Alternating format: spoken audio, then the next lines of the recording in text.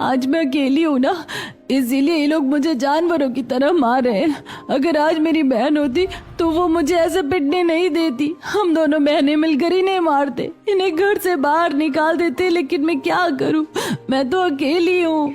अगले दिन रात को दीपक जी और शारदा देवी एक साथ बैठकर बात कर रहे थे। सुनिए जी, रोशनी अब बड़ी हो गई, मुझे लगता है हमें अब उसकी शादी कर देनी चाहिए। तभी अभिषेक और आलोक वहाँ आ जाते हैं।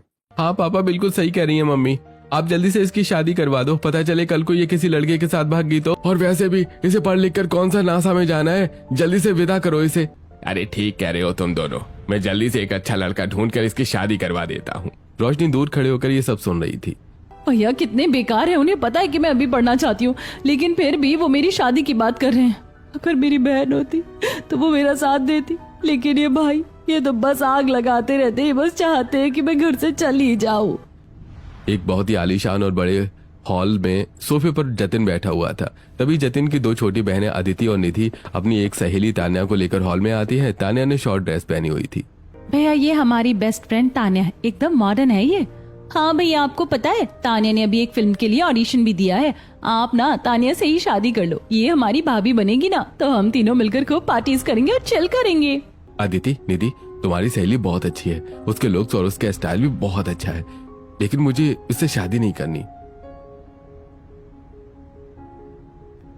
क्योंकि मैं पहले से एक लड़की को पसंद करने लगा हूँ। मम्मी जी की एक दूर की सहेली ने ये रिश्ता भेजा है। अरे देखो ना कितनी क्यूट और सिंपल लग रही है। मुझे अपने लिए कोई क्लबिंग करने वाली मॉडर्न लड़की नहीं चाहिए, मुझे एक ऐसी ही सिंपल संस्कारी लड़की चाहिए। क्या भैया आप क्या बोल रहे हो, ये गंवार, ये बनेगी हमारी भाभी। तुम दोनों ने तो कहा था कि तुम्हारा भाई मुझे पसंद करता है, और ये तो मेरे सामने इस बहन जी टाइप की लड़की की तारीफ कर रहा है। इसने तो सबके सामने मेरी इंसल्ट कर दी। मुझे नहीं करनी तुम्हारे भाई से शादी, मैं जा रही हूँ यहाँ से। तान्या वहाँ से चली जाती है। भैया आप बेकार हो, हमने तो सोचा था कि आप किसी मॉडर्न लड़की से शादी करोगे, लेकिन आप इस टिपिकल संस्कारी गंवार लड़की से शादी कर रहे हो। हाँ भैया ये देखो, इसकी प्रोफाइल ना कोई ढंग का बायो ना कुछ। इसने तो 90s के पुराने गानों पर कितनी अजीब अजीब और क्रिंज वीडियोस बनाई हैं। ये हर वीडियो में सूट या साड़ी पहनती है, इसका ड्रेसिंग सेंस तो एकदम गंवारों जैसा है। तभी जतिन के माता पिता सुमित्रा देवी और महेश जी हॉल में आ जाते हैं। चुप रहो तुम दोनों, जतिन बिल्कुल सही कह रहा है, और यही लड़की इस घर की बहू बनेगी। हमें रोशनी जैसी संस्कारी लड़की ही चाहिए थी, और अब तुम दोनों शांत रहो और ज्यादा ड्रामा करने की जरूरत नहीं है। तभी वहाँ जतिन की दो बड़ी बहनें स्वाति और अंजलि आ जाती हैं। अरे छोटी, इनमें क्या खराबी है, ये हमारी भाभी बनेंगी तो घर में कितनी खुशी आएंगी। बिल्कुल, देखो तो कितनी सिंपल सी लड़की है, इसीलिए हमारी भाभी तो रोशनी ही बनेगी। अदिति और निधि गुस्से में वहाँ से चली जाती हैं और घर के बाहर खड़े होकर बातें करने लगती हैं। यार निधि, हमने क्या सोचा था कि भैया की शादी तान्या से करवाएंगे, वो आती तो हम सब मिलकर कितनी पार्टीज करते, चिल करते, लेकिन भैया तो उस गंवार रोशनी को लेकर आ रहे हैं। लेकिन दीदी तुम टेंशन मत लो, उसे आने तो दो इस घर में। बिल्कुल, हम उस बहन जी का ऐसा घर में जीना हराम कर देंगे ना कि वो खुद रोते हुए बोलेगी कि मुझे यहाँ नहीं रहना। हम उसे इतना टॉर्चर करेंगे, इतना परेशान करेंगे कि वो खुद भैया से डिवोर्स मांग लेगी। यस, एक बार तो वो इस घर से दफा हो जाए, फिर हम भैया को इमोशनली ब्लैकमेल करके तान्या से ही शादी करवाएंगे। आने दो उस गंवार को, उसका ऐसा वेलकम करेंगे कि वो पूरी जिंदगी याद रखेगी। कुछ दिनों बाद जतिन और रोशनी की शादी हो जाती है। स्वाति और अंजलि रोशनी का गृह प्रवेश करवा रही थी। हमारी प्यारी भाभी आ गई। भाभी चलिए अपने सीधे पैर से इस चावल के कलश को धीरे से गिराइए। हाँ भाभी, बिल्कुल रिलैक्स रहिए, हम हैं ना आपके साथ। तभी वहाँ अदिति और निधि फोन में वीडियो बनाते हुए वहाँ पर आती है। ओह माय गॉड गाइस, देखिए हमारी नई भाभी जो एकदम गंवार लग रही हैं। अरे दीदी, इनका ड्रेसिंग सेंस तो देखो कितना बेकार है। मम्मी जी, ये तो एकदम किसी पुराने टीवी सीरियल की रोने वाली बहू लग रही हैं। चुप करो तुम दोनों, बदतमीज कहेंगी। चलो बहू, तुम अंदर आओ। थोड़ी देर बाद अदिति कुमकुम की थाली लेकर वहाँ आती है और नीचे रख देती है। अब देखना निधि, इस गंवार को कैसा डांस शुरू होता है। मैंने इस कुमकुम की थाली में केमिकल मिला दिया है, अब देखना क्या होता है। रोशनी जैसे ही अपने दोनों पैर कुमकुम की थाली में रखती है और घर के अंदर जाती है, थोड़ी देर बाद अचानक रोशनी के पैरों में बहुत भयंकर जलन होने लगती है। सासू माँ, जतिन जी, मेरे पैरों में बहुत तेज जलन हो रही है। ऐसा लग रहा है जैसे किसी ने मेरे पैरों पर तेजाब डाल दिया हो। मुझे पता है, ये दोनों कोई ना कोई घटिया हरकत जरूर करेंगी। भाभी आप रोइए मत, मैं अभी आइस लेकर आती हूँ। अंजलि और स्वाति तुरंत रोशनी को कमरे में ले जाती हैं। दोनों बहनें बहुत ही प्यार से रोशनी के पैरों पर बर्फ लगाती हैं। ये दोनों कितनी अच्छी हैं। ये तो एकदम मेरी बहनों जैसी लग रही है। कैसे प्यार से मेरे पैरों पर बर्फ लगा रही है। मेरे मायके में कोई बहन नहीं थी, लेकिन आज ऐसा लग रहा है जैसे भगवान ने मुझे एक साथ दो बहनें दे दी हैं। अगली सुबह रोशनी की पहली रसोई की रस्म है। रोशनी किचन में खड़ी सोच रही थी कि क्या बनाए, तभी अदिति और निधि किचन में आती हैं। भाभी, हम आपकी हेल्प करने आए हैं। देखिए, मम्मी जी को ना भिंडी की सब्जी बहुत पसंद है, पापा जी को तुरई और भैया को बंद गोभी बहुत अच्छी लगती है। आप ना यही सब बना लीजिए। थैंक यू अदिति, मैं अभी ये सब बना देती हूँ। अदिति और निधि मुस्कुराते हुए किचन से बाहर आ जाती हैं। दीदी, मजा आ गया। ये तीनों सब्जियां घर पर कोई नहीं खाता, सब नफरत करते हैं इन सब्जियों से। आज तो इस गवार की पहली रसोई में फुल ऑन बेइज्जती होगी। रोशनी सब्जियां और खीर एक साथ बना रही थी, तभी वो किसी काम से किचन से बाहर जाती है। अदिति तुरंत किचन में जाती है और जिस गैस पर खीर बन रही थी उसकी फ्लेम फुल कर देती है और कुछ मिनटों बाद रोशनी वापस किचन में आती है।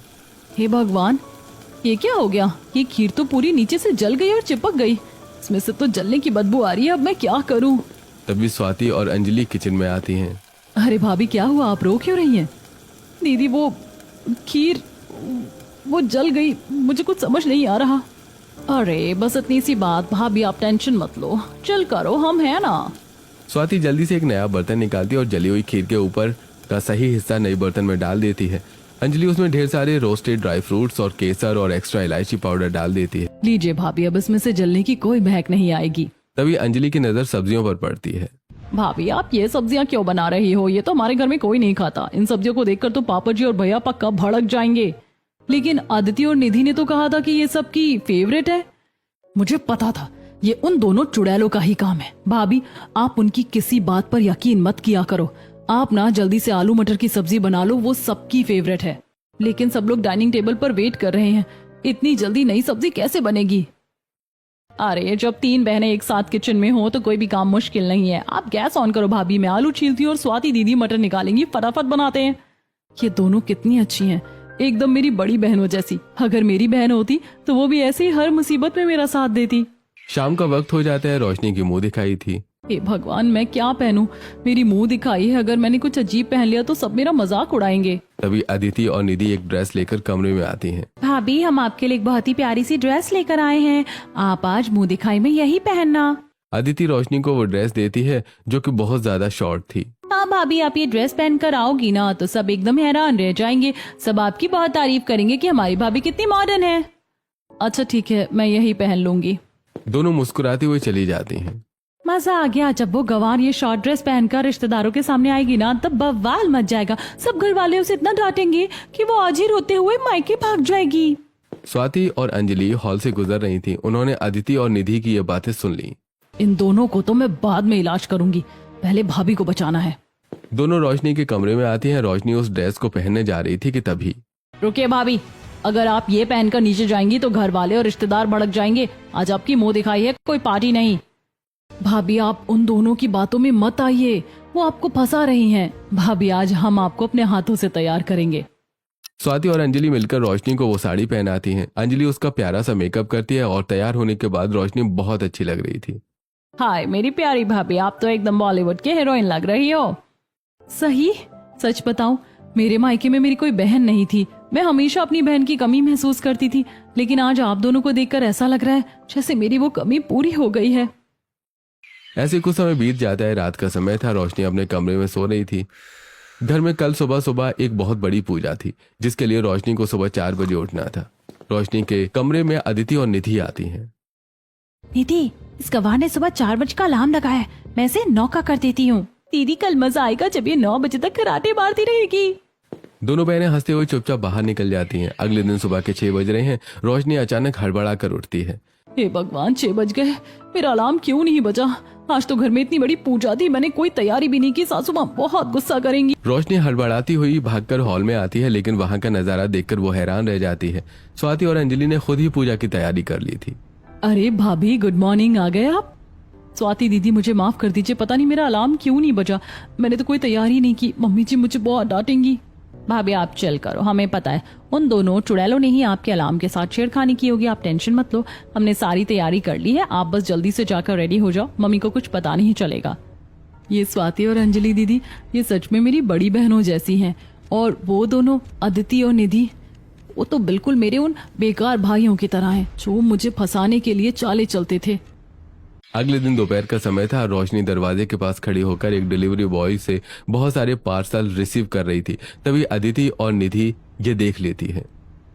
माँ, भाभी तो रोज ऐसे ही पार्सल मंगवाती हैं। हाँ, भाभी तो भैया के पैसे पानी की तरह बहा रही हैं।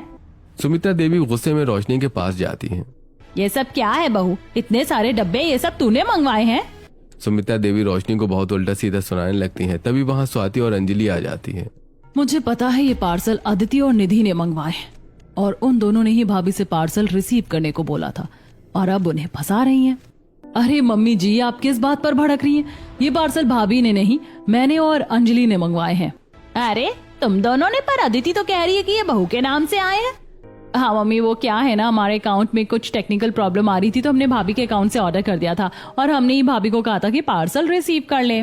बिल्कुल, पर इन दोनों को तो बस घर में आग लगानी होती है, किसी बात का पूरा सच तो जानती नहीं है।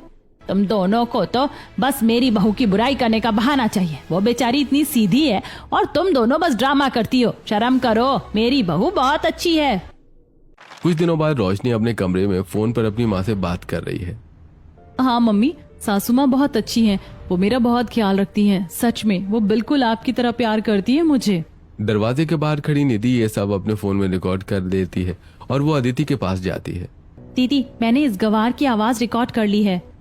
परफेक्ट, अब देख मेरा मैजिक।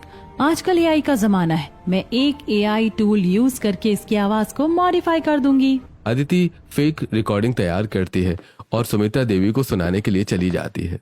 मम्मी, सासू माँ बहुत खड़ूस है, मुझे तो उनकी शक्ल देखकर ही गुस्सा आता है। मैं तो बस उन्हें बर्दाश्त कर रही हूँ। इसकी इतनी हिम्मत, मेरे मुंह पर इतनी मीठी बनती है और पीठ पीछे मुझे खड़ूस बोलती है। आज तो मैं इसे घर से निकाल कर ही दम लूंगी। सुमित्रा देवी गुस्से में रोशनी के कमरे में जाती हैं और उस पर जोर जोर से चिल्लाने लगती हैं। स्वाति और अंजलि हाथ में अपना लैपटॉप लेकर आती हैं। मम्मी जी रिलैक्स, आप इन दोनों की बातों में आकर अपनी बीपी क्यों बढ़ा रही हैं? मम्मी जी पहले आप जरा ये ऑडियो सुनिए। अरे यार, मम्मी जी तो एकदम पागल हैं, दिन भर चिक चिक करती हैं। मन करता है इन्हें ओल्ड एज होम में डाल दें। क्या बकवास है ये अदिति, तूने मेरे बारे में ऐसा बोला? नहीं मम्मी, भगवान की कसम मैंने ऐसा कुछ नहीं बोला, ये मेरी आवाज नहीं है। एग्जैक्टली, जैसे ये तेरी आवाज नहीं है वैसे ही वो भाभी की आवाज नहीं थी। मम्मी, आजकल एआई की मदद से कोई भी इस टाइप की रिकॉर्डिंग बना सकता है। इन दोनों ने भाभी को फंसाने के लिए यही घटिया ट्रिक यूज की। बेशर्म लड़कियों, अपनी ही भाभी के खिलाफ साजिशें रचती हो। आज के बाद अगर तुमने रोशनी को परेशान किया तो मैं तुम दोनों को छोड़ूंगी नहीं। ऐसे कुछ समय बीत जाता है। रोशनी अपने कमरे में थी, तभी उसके पास अभिषेक का फोन आता है। हेलो रोशनी बहन, कैसी है तू? मैं ठीक हूँ भैया, आप कैसे हो? नहीं रोशनी, हम बहुत बड़ी दुविधा में हैं यार, हमें तेरी हेल्प चाहिए, प्लीज मना मत करना। क्या हुआ भैया, साफ साफ बताओ। देख रोशनी, हम दोनों लव मैरिज करना चाहते हैं, लेकिन पापा एकदम अड़ गए हैं। कह रहे हैं कि हमारी पसंद से ही शादी होगी वरना घर से निकाल दूंगा। और ऊपर से हम एक अपना बिजनेस भी शुरू करना चाहते हैं, पर पापा ने हमें पैसे देने से साफ मना कर दिया है।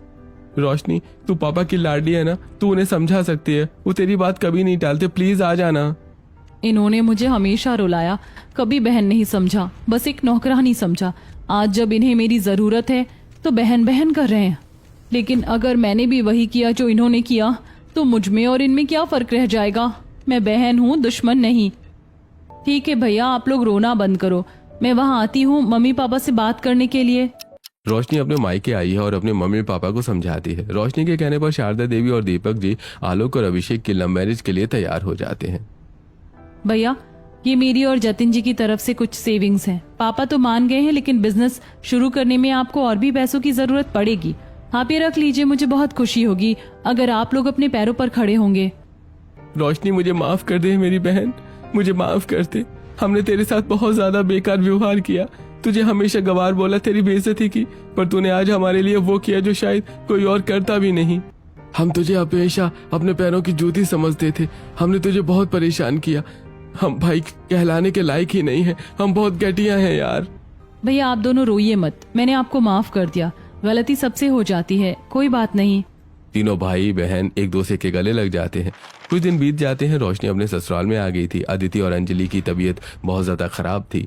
यार निधि, मेरा सिर फटा जा रहा है और ये 50 पेज का कॉलेज असाइनमेंट अगर कल सुबह 8 बजे तक सबमिट नहीं किया ना तो हमें कॉलेज से निकाल दिया जाएगा। तभी स्वाति और अंजलि वहाँ आती है। क्या हुआ इंस्टाग्राम की क्वींस? अब करो ना अपनी सहेली तान्या को फोन, बुलाओ उसे असाइनमेंट करने के लिए। स्वाति दीदी, अंजलि दीदी, प्लीज आप दोनों हमारी हेल्प कर दो ना। बिल्कुल नहीं, तुम्हें तो बस दिन रात भाभी को टॉर्चर करने की प्लानिंग करनी थी ना। अगर उस टाइम पर अपना असाइनमेंट रेडी किया होता तो आज ये नौबत नहीं आती। तभी रोशनी वहाँ आती है। भाभी, आप भी इनकी कोई मदद मत करना, इन दोनों ने आपको बहुत परेशान किया है, इनके किए की सजा इन्हें मिलने दो। स्वाति और अंजलि वहाँ से चली जाती है। इन्होंने मुझे बहुत परेशान किया, लेकिन ये दोनों भी तो मेरी छोटी बहनों जैसी हैं। जब इंसान बीमार होता है ना तो उसे सबसे ज्यादा अपनी फैमिली की जरूरत होती है। मैं इनकी मदद करूंगी। रोशनी पूरी रात जागती है और अदिति निधि का असाइनमेंट पूरा करती है। साथ में वो उन दोनों को दवाई भी खिलाती है और उनकी केयर करती है। अगली सुबह अदिति निधि उठाती है। निधि, 7 बज गए, हमारा असाइनमेंट, अब हम पक्का कॉलेज से निकाले जाएंगे। तभी उनकी नज़र टेबल पर पड़ती है। वहाँ उनके दोनों असाइनमेंट रखे हुए थे जो कि कंप्लीट हो गए थे, और उनके पास एक पेपर रखा हुआ था जिस पर लिखा था बेस्ट ऑफ लक मेरी छोटी शरारती नंदों। ये देखकर अदिति और निधि हैरान रह जाती हैं और दोनों इमोशनल होकर हॉल में आती हैं। भाभी, आप इंसान हैं या कोई देवी? हमने आपके साथ क्या कुछ नहीं किया, लेकिन फिर भी आपने हमारी मदद की। आपने रात भर जागकर हमारी केयर की, हमारा असाइनमेंट पूरा किया। हम कितनी घटिया हैं भाभी, हम डिजर्व ही नहीं करते आप जैसी भाभी को। अरे पागल लड़कियों, मैं इस घर की बड़ी बहू हूँ और तुम दोनों मेरी छोटी बहनें हो। बहनें आपस में लड़ती हैं, झगड़ती हैं और एक दूसरे को कभी गिरने नहीं देती। मैंने तुम दोनों को माफ कर दिया है, कोई बात नहीं, गलती सबसे हो जाती है। अंजलि और स्वाति ये देखकर खुश हो जाती हैं। फिर चारों नंदे अपनी भाभी को गले लगा लेती हैं।